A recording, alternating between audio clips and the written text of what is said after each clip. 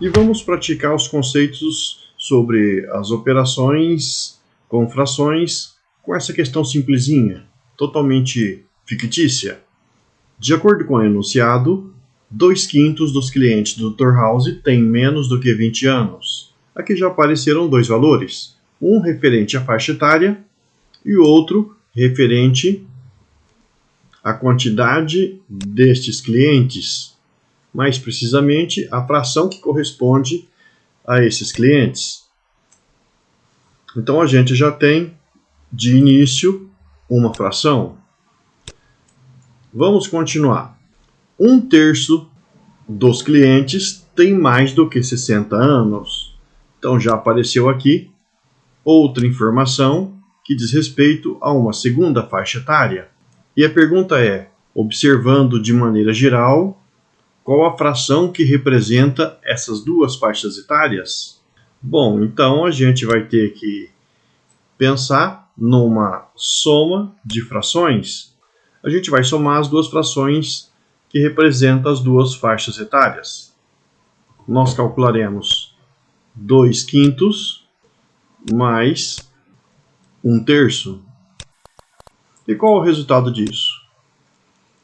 Perceba que os denominadores são diferentes. Não tem jeito de fazer direto esse cálculo. Outra ideia seria usar as frações equivalentes, mas pode demorar para fazer a listagem das frações. Então vamos recorrer àquele processo que envolve o mínimo múltiplo comum, que foi criado com base nas frações equivalentes.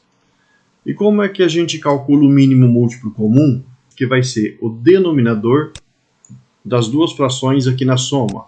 A gente escreve os dois denominadores separados por vírgula, desenha uma linha vertical e começa a procurar os divisores deles, que são números primos. Por exemplo, o 2. O 2 é divisor do 5 ou do 3.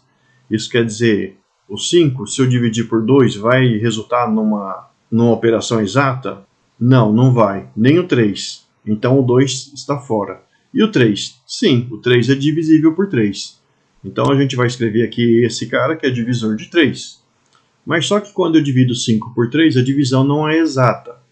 Logo, a gente vai transcrever esse 5 aqui e vai dividir apenas 3 por 3, que é 1. O resultado a gente vai transcrever embaixo do 3. A gente só vai parar de fazer isso quando nós chegarmos em só 1 na última linha. E o 5? Então, o 5 é divisível por 5. Logo, a gente vai usar o 5 como divisor dele. 5 dividido por 5 é 1. E a gente já tinha chegado no 1 ali do lado. Pronto. Nós temos tudo 1 aqui do lado esquerdo. Então vamos calcular o mínimo múltiplo comum multiplicando todos os fatores ou divisores que nós encontramos do lado direito.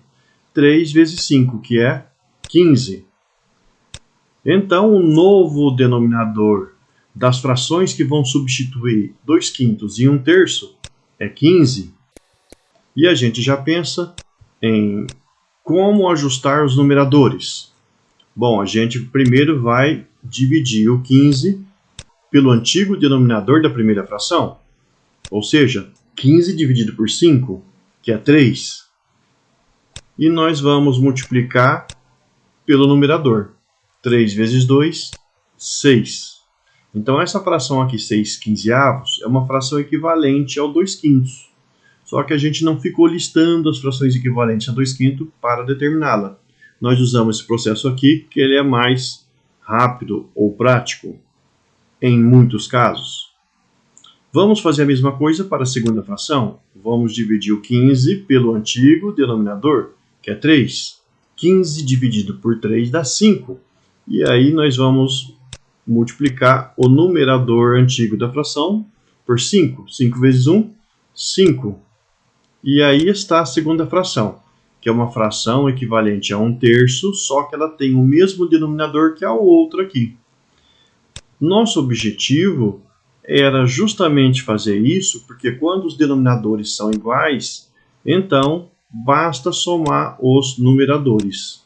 Então, mantendo o denominador, que é 15, essa fração soma vai ter o numerador, que é 6 mais 5, 11.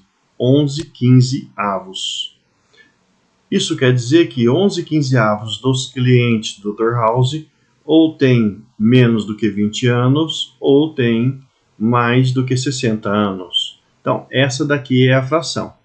Mesmo não sabendo quantos clientes ele tem, você tem uma referência que é essa.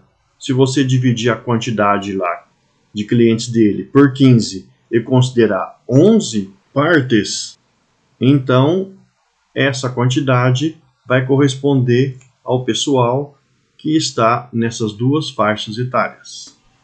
Espero você na próxima aula. Não esqueça de deixar o seu like, inscrever-se aqui no canal. Você está convidado a participar dessa jornada fantástica pelo conhecimento matemático.